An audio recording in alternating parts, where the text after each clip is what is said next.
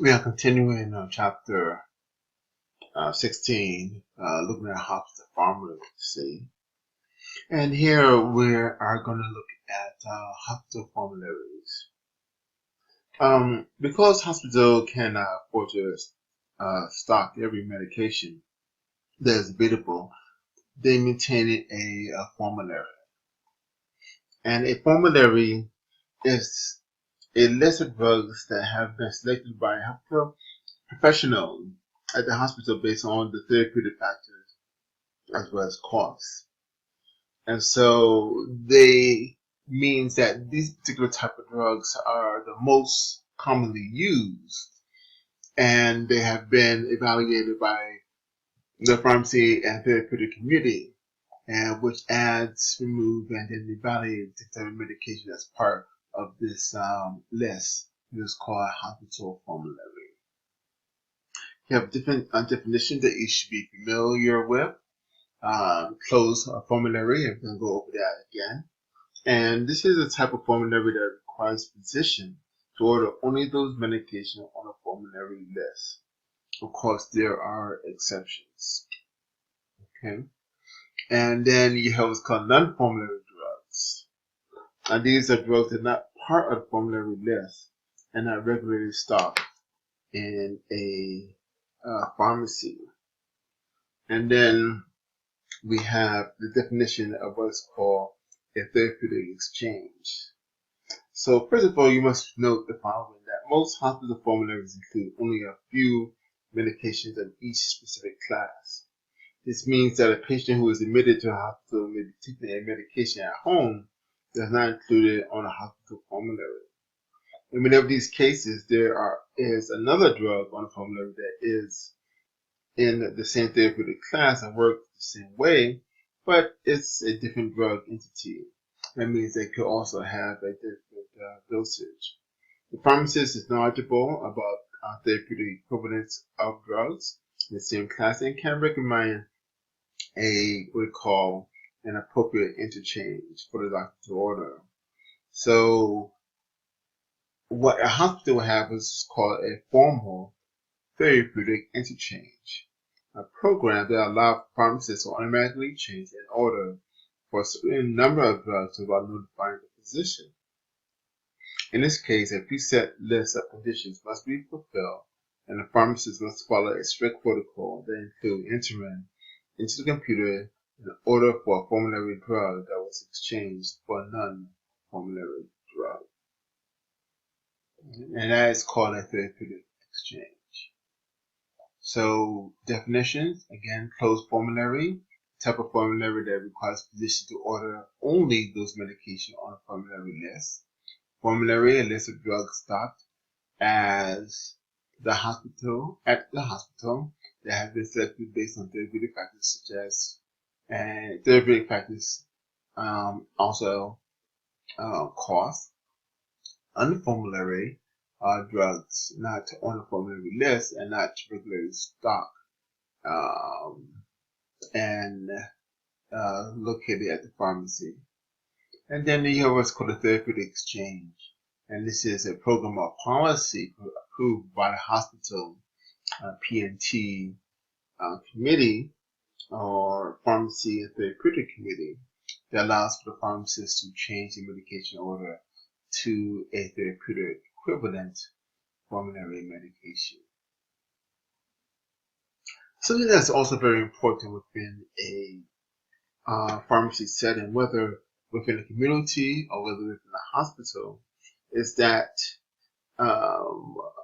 and communication is important because it allows for a better management of the care of the patient, which is our primary goal. So in order to coordinate patient care, there must be, of course, communication between the different departments. The pharmacy with whatever department that may be, whether it is internal medicine, whether it is the pediatric ward, the CCU, the cardiac ward, the ICU, so on and so forth. And many times the pharmacy technician may be involved or responsible coordinating that communication that comes into the pharmacy. So ordering and answering calls directly. Some information must be written or printed. Some hospitals have advanced systems that allow for electronic transmitted communication via email, for example.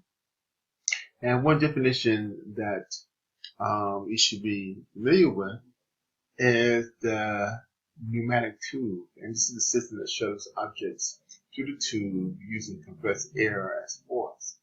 And again, what you will see, and this is a really good picture of that in the book on page 432, is that you place the medication that has been requested within the tube, and it shoots it to wherever floor or whatever part of the hospital that it is going. And I guess equivalent of that is what you see in some bank places that are open after hours. They have a pneumatic tube in which you could put your deposits and withdrawals, and the bank teller may be within a glass enclosure within the bank while you're going through the drive-through.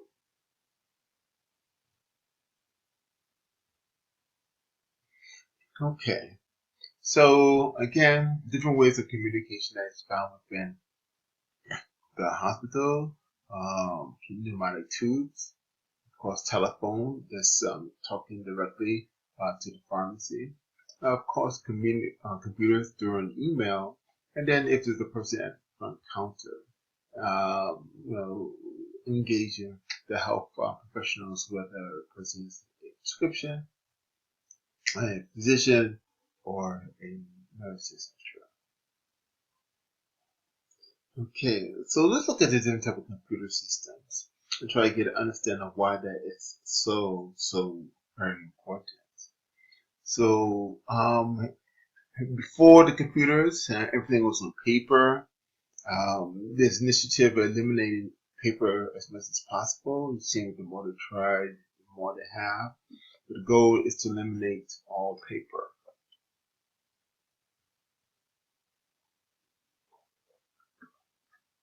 Most hospital information and documentation are computerized.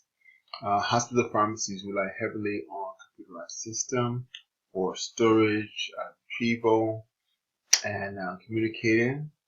An important responsibility for the pharmacist is to provide information on medication and their patients and other to their patients and other healthcare professionals. And again, the conduit of allowing that to occur properly many times is the pharmacy technician. One of the things that we talked about in the past, that if you're going to communicate, the communicate must be according to law.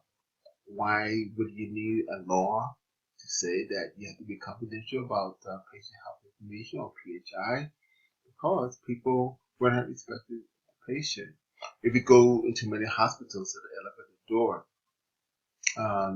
they will have signs reminding health professionals to protect patient information. So safeguarding patient information, protecting their health information, PHI, when it is in a spoken written or being transferred electronically. Information in the hospital system is highly confidential. It's very, very important that the pharmacy technician take note of that. It's illegal to give any information to an unauthorized person. And you are not supposed to look at any patient's information unless you're prepared and it's signed tag. So you cannot just look through the charts just because. Okay? Or no one should be able to show you any charts just because. And so again, confidentiality is utmost important and is a need to know basis. Let's take a look at the medical records. Medical records or health records are detailed and a chronological account of the patient's medical history and care.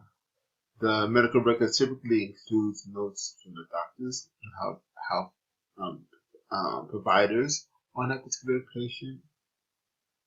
Medical records are traditionally compiled using paper charts and folders, but right now there's a goal of making everything electronics. There's some concern in that regards because of the hacking problem that occurs, and insurance companies have been hacked with information about the patients all over. Major hacking at hospitals, etc. So even though more convenient, um, they're still ongoing and challenged in comparison to paper. Paper has to be taken and stolen. And so that leads to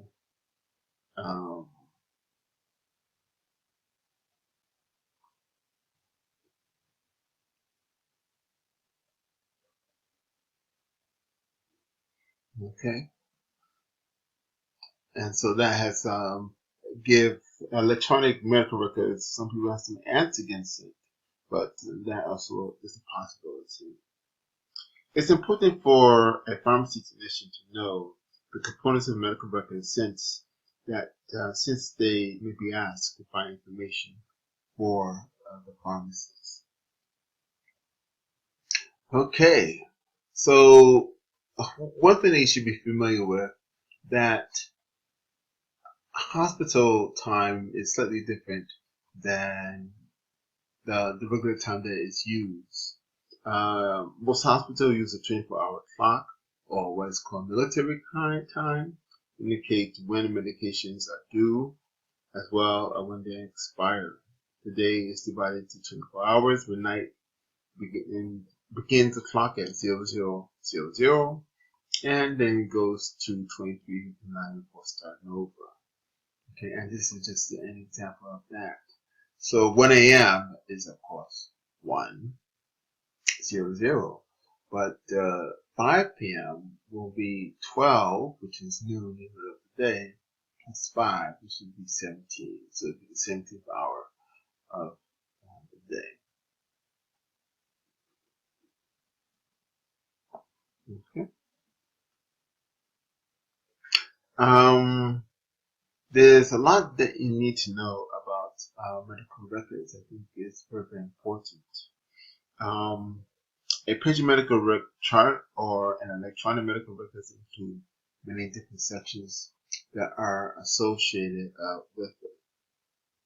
Let me go back here. So health records, a detailed chronological account of a patient's medical history. As we were talking about that, we should know that medical records, health records is the same thing.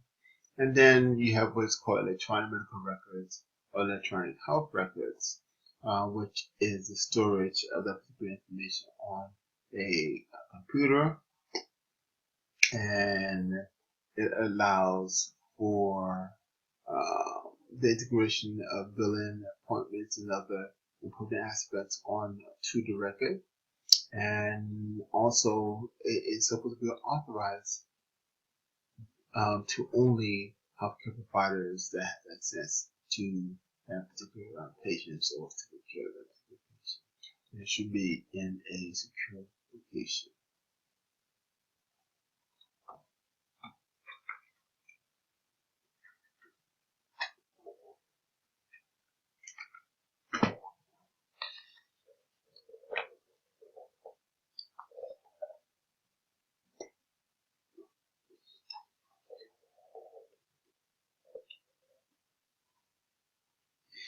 So, here are the components of a medical record. Talking about demographics, personal identification information, where the person was born, where they live, allergies, any drugs or food allergies, any type of allergic response that has been experienced by the patient. Medical history, did at the age of 10 had a broken leg. At the age of 20, did they have pneumonia? At the age of 40, did they have a